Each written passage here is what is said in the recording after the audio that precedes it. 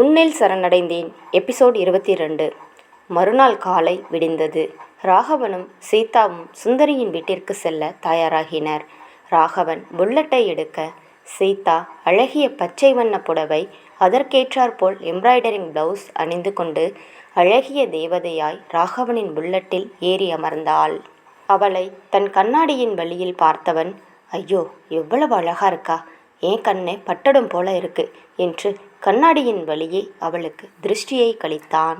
ராகவன் தன் புல்லட்டை start செய்ய பின்னால் அமர்ந்திருந்த சீதா அவனின் இடுப்பை இறுக்க பற்றி கொண்டாள். அவனுக்கு அப்படியே ஆகாயத்தில் பறப்பது போல் உணர அவளிடம் பேசிக்கொண்டே தன் அக்காவின் வீட்டை அடைந்தான். இருவரும் வீட்டிற்கு வர சுந்தரியின் வீட்டில் வேலன், அவனின் தாய் தந்தையும் என அனைவரும் அவர்களை அன்பாக வரவேற்றனர். வேலனின் தாய் தந்தைக்கு ராகவன் என்றால் மிகவும் பிடிக்கும். அவன் மேல் தனி பாசம் எப்பொழுதும் அவர்களுக்கு உண்டு. இப்பொழுது சீதாவையும் அவர்களுக்கு மிகவும் பிடித்திருந்தது. சுந்தரி ராகவனுக்கும் சீதாவுக்கும் பிடித்த அனைத்து வகையான உணவையும் சமைத்து வைத்திருக்க இருவரும் அமர்ந்து நன்றாக சாப்பிட்டு கொண்டிருந்தனர். சீதாவால் ஓரளவுக்கு மேல் உண்ண முடியவில்லை. இருந்தாலும் சுந்தரி அவளை விடாது உணவு பரிமாறினாள்.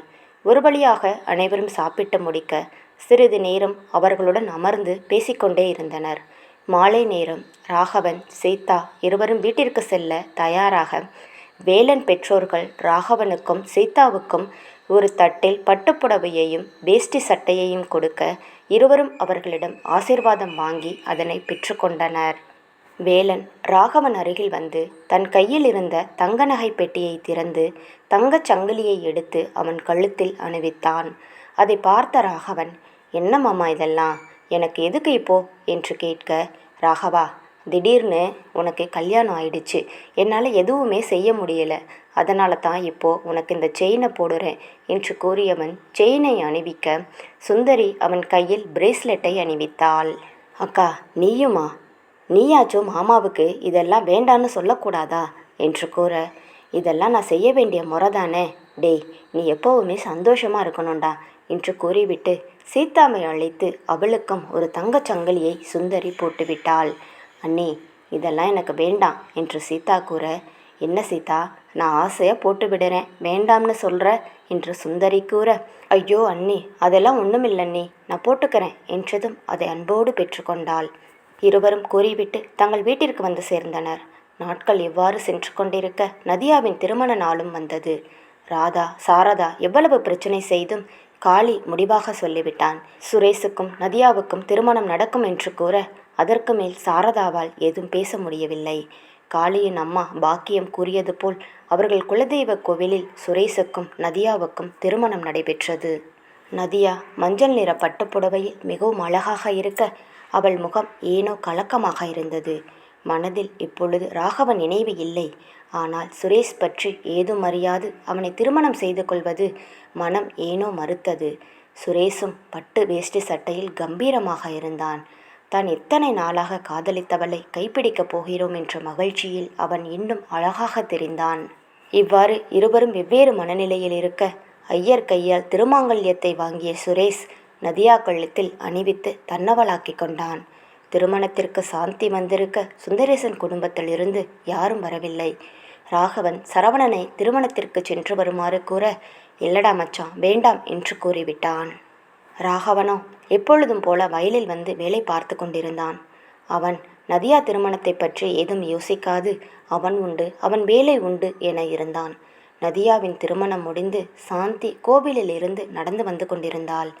வண்டியில் வந்து கொண்டிருந்த சரவணன் சாந்தியை பார்த்ததும் அவள் அருகில் சென்று வண்டியை நிறுத்தினான். சாந்தி சரவணனை பார்த்ததும் சற்று அதிர்ச்சியாகி பிறகு, யோ உனக்கு கண்ணு தெரியுமா தெரியாதா, வண்டியை எப்படி ஓட்டணும்னாச்சும் தெரியுமா என்று கேட்க, ஏண்டி வேலைக்கு வர்றதில்ல என்று கேட்டான். ஆமாம், அன்னைக்கு நடந்த பிரச்சனையிலிருந்து சாந்தி தோட்டத்திற்கு வேலைக்கு வருவதே இல்லை, அதை கேட்கவே என்று அவளை வழிமறித்து நிறுத்தினான் சரவணன்.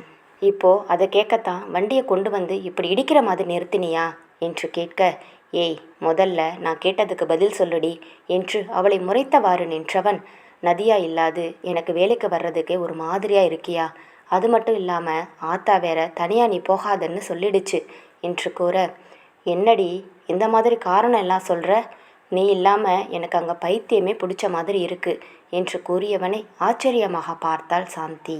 என்னையா சொல்கிற? என் மேலே அம்புட்டு பாசமாக வச்சிருக்க என்று கேட்க அவளை சீண்ட எண்ணியவன், ஆமாம், இவங்க மேலே பாசம் வச்சிருக்காங்க, போடி. எப்போ பார்த்தாலும் நீ என்னை வம்பு இழுத்துக்கிட்டே இருப்ப, நேரம் போகிறதே தெரியாது. ஆனால் இப்போ பாரு, தோட்டத்து பக்கம் போகிறதுக்கு ஒரு மாதிரியாக இருக்குது என்று சலிப்பாக கூற, சாந்திக்கு அவன் கூறுவதை கேட்டு, யோ, அப்போது உன் நேரம் போகிறதுக்கு தான் என்கிட்ட பேசி சிரிச்சிட்டு இருந்தியா என்று கேட்க, வேற என்னத்துக்கு, உன்னை மாதிரி யாரு தான் வாயை மூடாமல் பேசிக்கிட்டே கிடப்பா என்று கூற, சாந்தியின் கண்ணிலிருந்து கண்ணீர் எட்டி பார்த்தது. அதை சரவணனுக்கு தெரியாமல் மறைத்தவள், இதுக்கு மேலே நான் உன்கிட்ட பேசவே மாட்டேன், போயா என்று கூறியவள் அவ்விடம் விட்டு நடக்க ஆரம்பித்தாள். சரவணன், ஐயோ, உண்மையா கோச்சிக்கிட்டாளோ என்று தன் வண்டியை நிறுத்தியவன் அவள் பின்னால் சென்று அவள் கையை பற்றி இழுத்தான். சரவணன் தன் கையை பற்றியதும் ஒரு நிமிடம் திடுக்கிட்டவள் சட்டென அவனை திரும்பி பார்த்தாள். என்னடி கோச்சிக்கிட்டியா? நான் உன்கிட்ட சும்மா விளையாடினேன்டி. உண்மையா உன்னை பார்க்காது எனக்கு ரொம்பவே கஷ்டமாக தாண்டி இருக்கு, பைத்தியம் பிடிக்கிற மாதிரி இருக்கு தெரியுமா என்று கூற, சாந்தி அவன் கூறுவதை நம்பாது தன் முகத்தை திருப்பிக் கொள்ள அவள் அருகில் நெருங்கியவன், ஏய் புள்ள, என்னை பாரேன், நான் உண்மையாத்தான் சொல்லிட்டு இருக்கேன் என்று அமைதியாக கூறினான். அவனை திரும்பி பார்த்தவள், இப்போ உனக்கு என்னதையா வேணும் என்று கேட்டாள். நீ தினமும் தோட்டத்துக்கு வேலைக்கு வரணும், பழையபடி நான் உன்கிட்ட பேசி சண்டை போடணும் என்று கூற, அதை கேட்ட சாந்தி, இதோ பாரு, நான் இனிமேல் தோட்டத்துக்கெல்லாம் வரலை, உன்னால் என்னை பார்க்காம இருக்க முடியாதுன்னா நான் ஒன்று சொல்கிறேன், செய்வியா என்று கூற, அவள் கையை விட்டு 2 அடி பின்னே நகர்ந்தவன், என்னடி சொல்ல போகிற?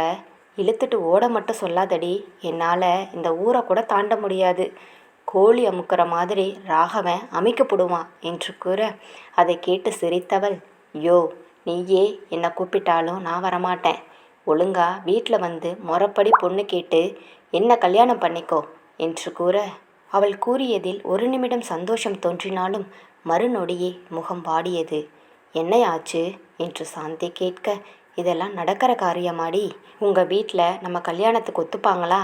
உங்கள் அப்பா தாண்டி பயங்கர பிரச்சனை பண்ணவாரு என்று சரவணன் கூற, எனக்கு அதெல்லாம் தெரியாது, நீ என்ன கல்யாணம் மட்டும் பண்ணிக்கலன்னு வச்சுக்கோ, அவ்வளவுதான், உன்னை ஒன்றும் பண்ண மாட்டேன், நேராக உன் வீட்டுக்குள்ளே வந்து உட்கார்ந்து போராட்டம் பண்ணுவேன் என்று கூற, அவள் கூறியதை கேட்டு சிரித்தவன், என்னென்ன போராட்டம் பண்ணுவடி என்று கேட்டுக்கொண்டே அவளை நெருங்கி வர, நான் என்ன தெரியுமா சொல்லுவேன், நீ என்னை காதலிச்சு என்னை நம்ப வச்சு ஏமாத்திட்ட, இப்போ நான் 3 மாதம்னு கூட சொல்லுவேன் என்று கூற, அவள் கூறியதை கேட்ட சரவணன் பேயறைந்தது போல நின்றான்.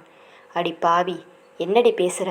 இது எல்லாத்தையும் விளையாட்டுக்கு கூட சொல்லாதடி, அந்த மாதிரி வேலைக்கெல்லாம் நான் சரிப்பட்டு வரமாட்டேன்டி, உன் காலில் கூட விழுறேன், தயவு செஞ்சு இந்த மாதிரி மட்டும் பண்ணிடாதடி என்று கூற, இதெல்லாம் நீ வேற யாருக்கிட்டனா சொல்லிக்கோ, உனக்கு நான் 3 மாதம் டைம் கொடுக்குறேன், ஒழுங்கு மரியாதையா என் வீட்டில் வந்து பொண்ணு கேளு, இல்லைன்னு வச்சுக்கோ, நீ என்னை கெடுத்து புட்டேன்னு ஊரெல்லாம் சொல்லி பஞ்சாயத்தை கூட்டி போடுவேன், ஞாபகம் வச்சுக்கோ என்று கூறிவிட்டு திரும்பி செல்ல அவளை கண்ணிமைக்காது பார்த்து கொண்டே நின்றிருந்தான்.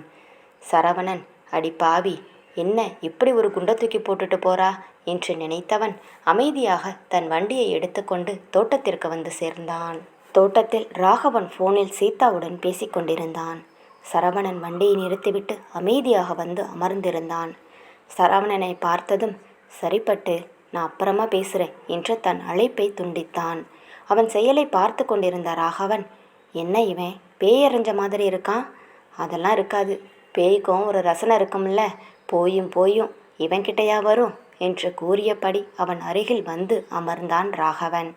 ராகவன் வந்து அமர்ந்தது கூட தெரியாமல் கீழே தரையை வெறித்து பார்த்து கொண்டிருந்தான் ராகவன் இவன் செயலை பார்த்து, டேய் மச்சான், என்னடா பிரச்சனை, ஏன் இப்படி இருக்க என்று அவன் தோள் மீது கையை போட்டு கேட்க, சரவண, டேய் மச்சான், மோசம் போயிட்டேன்டா என்று ராகவனை கட்டி பிடித்து அழுதான்.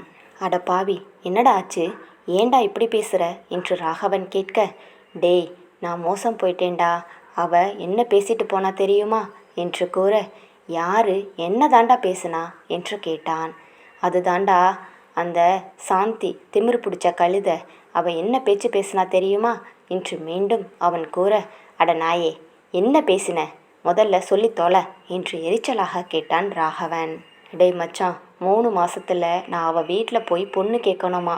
அப்படி நான் கேட்கலைன்னா அவன் என் வீட்டுக்கு வந்து என்னை கெடுத்துட்டான்னு அவன் 3 மாசமா இருக்கேன்னு எல்லார்கிட்டையும் சொல்லி பஞ்சாயத்தை கூட்டிடுவாளாம் என்று கூறிக்கொண்டிருக்க, அதை கேட்ட ராகவன் வாயில் கை வைத்து கொண்டு சிரித்தான். அவன் சிரிப்பதை பார்த்த சரவணன், டேய் இப்போ எதுக்குடா சிரிக்கிற என்று கேட்க, நீ அதுக்கெல்லாம் சரிப்பட்டு வரமாட்ட. பஞ்சாயத்தை கூட்டுனா அங்கே இருக்கிற ஒரு சின்ன குழந்தை கூட சொல்லும் என்று கூற, அதை கேட்ட சரவணன் மேலும் அழ ஆரம்பித்தான். நீ சொன்ன மாதிரி தான் நானும் சொன்னேன். ஏண்டி, இந்த மாதிரி எல்லாம் பொய் சொல்லாத, அதுக்கெல்லாம் நான் சரிப்பட்டு வரமாட்டேன் அப்படின்னு கூட சொன்னேன். ஆனால் அதை எப்படி சொல்லணும்னு எனக்கு தெரியும். அதை நான் அப்படி சொல்லிக்கிறேன் என்று சொல்லிட்டு போயிட்டாடா என்று ராகவனை கட்டிக்கொண்டு அழ, டேய் வாய மூடு, ஒரு பொண்ணு தைரியமாக போகுது, நீ என்னடானா இப்படி ஒப்பாரி வச்சுட்டு இருக்க என்று ராகவன் கூற, டேய் அதுதாண்டா எங்கள் பிரச்சனையே. பொண்ணு சொல்கிறது தான் எல்லாரும் நம்புவாங்க, என்னை ஜெயிலுக்கு அனுப்பாமல் விடமாட்டா போல இருக்குடா என்று கூற, டேய் இன்னும் 3 மாதம் இருக்குல்ல, மற்றதை பார்த்துக்கலாம், இப்போவே பொழுது போயிடுச்சு, வீட்டுக்கு போகலாம் என்று கூறி அவனை சமாதானம் செய்து வீட்டிற்கு அழைத்து சென்றான் ராகவன். காளியின் வீட்டில் சுரேஷுக்கும் நதியாவுக்கும் முதலிரவுக்கான ஏற்பாடுகள் நடந்து கொண்டிருந்தது. சுரேஷ் மனமுழுக்க மகிழ்ச்சியுடன் இருக்க, நதியாவோ கடமை என்று தயாராகி முதலிரவு அறைக்குள் வந்தாள். நதியா உள்ளே வந்ததும் சுரேஷ் அவள் அருகில் சென்று அவள் கையை பற்றி அழைத்து வந்தவன் தன் அருகில் அமர்த்தி கொண்டான். நதியாவின் முகம் அமைதியாக இருக்க, சுரேஷ், என்ன புள்ள இப்படி முகத்தை வச்சுட்டு இருக்க, கொஞ்சம் சிரி என்று கூறியவன் வாயிலிருந்து மதுவின் வாசனை அடித்தது.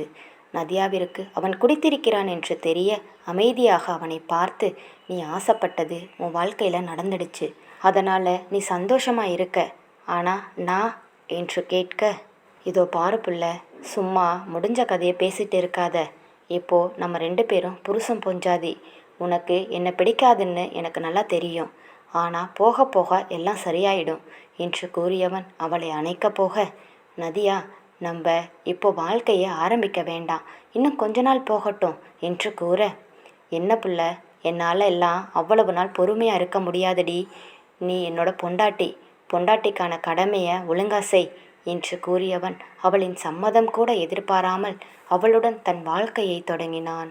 அவள் ஏதோ ஒரு ஜடம் போல அவன் செயலுக்கு எல்லாம் ஒத்துழைத்து கொண்டிருந்தாள். அவள் கண்ணில் இருந்து கண்ணீர் வந்தது. அவளால் என்ன செய்வதென்று தெரியவில்லை. அவன் என்ன வேணாலும் செய்து கொண்டு போகட்டும் என்று அமைதியாகவே இருக்க, சுரேஷ் தனக்கு தேவை எதுவோ அதை அவளிடமிருந்து எடுத்துக்கொண்டான். அனைத்தும் முடிந்து சுரேஷ் அவள் அருகில் படுத்தவன் அவளை இழுத்து அணைத்து கொண்டான். அவளின் சேலையை உருவி தூர எறிந்தான். அவனின் செயலால் நதியாவிற்கு கண்ணில் இருந்து கண்ணீர் வந்து கொண்டிருந்தது. நதியா தன் மனதுக்குள் ஒரு போராட்டத்தை நடத்தி கொண்டிருந்தாள். இவன் என்ன மனுஷனா இல்லை மிருகமா? என்ன காதலிக்கிறேன்னு சொல்கிறான், ஆனால் என் மனசில் என்ன இருக்குன்னு அவனுக்கு தெரியவே மாட்டேங்குது. என்னோட உணர்ச்சிக்கு மரியாதையை கொடுக்க மாட்டேங்கிறான். இப்படி ஒரு ராட்சச மாதிரி என்கிட்ட நடந்துக்கிறான். என்னால் இந்த நரக வேதனையை தாங்கிக்கவே முடியலை. இந்த வாழ்க்கையை நான் எப்படி வாழ போகிறேன் என்று யோசித்தவள் கண்ணீரை வடித்து கொண்டே இருக்க, தன் கண்களை மூடும் நேரம் சுரேஷ் மீண்டும் அவன் தேவையை நிறைவேற்றி கொள்ள அவளை அணுகினான். இவ்வாறு இரவு முழுவதும் தொடர நதியாவின் நிலை மோசமானது. அவளுக்கு தோன்றிய வலியையும் உணர்வையும் சிறிதும் பொருட்படுத்தாத அவனிடம் என்ன பேசுவது என்று யோசித்தவளின் இதய குமுறல்கள் அந்த இருட்டில் கரைந்து போனது. மறுநாள் காலை விடிந்தது. காலையில் கண்விழித்த நதியாவால் எழ முடியவில்லை. தான் உடம்பில் சொல்ல முடியாத வேதனையை அனுபவித்தாள். அந்த அறையை சுற்றி பார்க்க அங்கு எங்கும் சுரேஷ் இல்லை. மெல்ல எழுந்து அமர்ந்தவள் அப்பொழுதுதான் தான் எந்த நிலையில் இருக்கிறோம் என்பதை உணர்ந்து சட்டென்று அங்கிருந்த அவளது துணியை எடுத்து அணிந்து கொண்டவள் எழுந்து நடக்கக்கூட தெம்பு இல்லாமல் இருந்தாள். சிறிது நேரம் அமர்ந்திருந்தவள் பாத்ரூமில் சென்று குளித்து முடித்து வெளியில் வர அங்கு பாக்கியம் நின்று கொண்டிருந்தார். இப்பதான் எழுந்தியா புள்ள என்று அவர் கேட்க, ஆமாத்த என்று பொறுமையாக பதில் கூறினாள். அழுக்கு துணி எல்லாத்தையும் எடுத்து ஓரமாக வச்சுட்டு கீழே வா, சாப்பிடலாம் என்று கூற, சரி என்றவள் அவர் கூறியது போல அழுக்கு துணிகள் அனைத்தையும் ஓரமாக எடுத்து வைத்துவிட்டு அந்த அறையை முழுவதும் சுத்தம் செய்த பின்பு கீழே சென்றாள். கீழே பாக்கியம் மட்டும் சமைத்து கொண்டிருக்க நதியாவும் அவர்களுடன் சேர்ந்து சமைத்தாள். பாக்கியம், இந்தா சரோஜா, காஃபி எடுத்துட்டு போய் மூத்த மருமக கிட்ட கொடு என்று கூற, நதியா, அவங்க எங்க அத்தை என்று கேட்டாள். அவ எழுந்திருக்க எப்படியும் 11 மணி ஆகும் புள்ள என்று கூற, அதை கேட்டு திடுக்கிட்டவள், என்னத்த சொல்றீங்க என்று கேட்டாள். ஆமாம், அது பட்டணத்தில் வளர்ந்த பிள்ளையாம், அதனால தான் இவ்வளவு நேரம் கழிச்சு தான் எழுந்திருக்குமா அப்படின்னு அவங்க அம்மா சொல்லிட்டு போனாங்க என்று கூறினார். எனக்கு கொஞ்சம் வேலை இருக்குது, இதோ வந்துடுறேன், நீ காஃபி போட்டு குடி என்று கூறியவர் அந்த அறையை விட்டு செல்ல, நதியாவோ காஃபி போட்டு கொண்டிருந்தாள். அப்பொழுது தூங்கி எழுந்து வந்த ராதா நேராக சமையலறைக்குள் வந்து, இந்த காஃபியை போட்டது யாரு என்று கேட்க, நதியா அவள் நிலையை பார்த்து அதிர்ந்து போனாள். ராதா நைட்டியும் அதன் மேல் ஓவர் கோட்டும் போட்டிருக்க அதை பார்த்து நதியாவுக்கு, என்னது இது, இவ்வளவு கேவலமாக துணி போட்டிருக்காங்க என்று மனதில் நினைத்தவள், நான் போடலைங்கக்கா, அத்தை தான் போட்டாங்க என்று கூறினாள். என்னது அக்காவா? என்கிட்ட இந்த மாதிரி உரிமையாக கூப்பிட்ற வேலையெல்லாம் என்கிட்ட வச்சுக்காத. என்னை பொறுத்த வரையும் இவங்களோட சேர்த்து நீயும் ஒரு வேலைக்காரி தான் என்று கூற, நதியாவோ அமைதியாக தலையை குனிந்து கொண்டாள். அப்போது அங்கு வந்த பாக்கியமோ, என்னாச்சுமா என்று கேட்க, ஏன் அத்தை இவ்வளவு கேவலமாக காஃபி போட்டு அனுப்பியிருக்கீங்க? ஒரு காஃபி கூட இந்த வீட்டில் உருப்படியாக யாருக்கும் போட தெரியாதா என்று கத்திக்கொண்டே இருக்க, நதியா அவளை பார்த்து ஆ என்று வாயை பிளந்து கொண்டே நின்றிருந்தாள். இந்தாங்க, இதை நீங்களே குடிங்க என்று கூறிவிட்டு செல்ல, பாக்கியமோ தன் தலையில் அடித்து கொண்டார். நதியாவோ, ஏன் அத்தை இவங்க இப்படி கத்திட்டு போகிறாங்க என்று கேட்க, ஆமாம், காளி இருக்கிற வரைக்கும் ஒரு மாதிரி இருப்பா, அவன் போயிட்டானா வேற மாதிரி மாறிடுவா என்று கூற, என்னத்தை சொல்கிறீங்க என்று கேட்டாள் நதியா. என்னத்தை சொல்கிறது புள்ள, நான் கூட ஏதோ நம்ம சொந்தக்கார பொண்ணுன்னு சொல்லி கல்யாணம் பண்ணிக்க சொன்னேன். கல்யாணம் ஆன புதுசில் இருந்தே இதே வேலை தான். காளி இருக்கும்போது காலையிலே எழுந்திருப்பா, அவனுக்கு ஏற்ற மாதிரி நடந்துப்பா. ஆனால் அவன் இல்லாதப்போ அப்படியே தலைகீழாக மாறிடுவா. அவனும் வாரத்தில் 2 நாள் தான் இங்கே வந்து இருந்துட்டு போவான். அவன் வேலை ஃபுல்லாக பட்டணத்தில் தான்மா என்று கூறினார். அத்தை, இவர் எங்கே போனார் என்று நதியா கேட்க, இவன் எங்கே போயிருப்பான், எப்பவும் போல தான் ஊர் சுத்த கிளம்பிட்டு இருப்பான் என்று கூறினார். என்னத்தை சொல்கிறீங்க என்று நதியா கேட்க, ஆமாம், காலையிலே எழுந்துப்பான், நேராக கிளம்பி போயிடுவான். நான் கூட எவ்வளவோ சொல்லுவேன், கொஞ்சம் வரவு செலவு கணக்கெல்லாம் பாருடான்னு. ஆனால் அதை கேட்கவே மாட்டான். டெய்லி போகும்போது 5000 10,000 வாங்கிட்டு போவான். வரும்போது அவன் கையில் ஒன்றுமே இருக்காது. என்ன தான் பண்ணுவான்னு தெரியாது. ஆனால் வீட்டுக்கு வர்றதுக்கு 11 12 மணி ஆயிடும் என்று சுரேஷ் பற்றி கூறிக்கொண்டே இருக்க, நதியாவுக்கு ஓரளவு சுரேஷ் பற்றி தெரிந்தது. இக்கதை தொடரும். இக்கதை உங்களுக்கு பிடித்திருந்தால் மறக்காமல் வீடியோவுக்கு லைக் அண்ட் சப்ஸ்கிரைப் பண்ணுங்கள். தேங்க்யூ.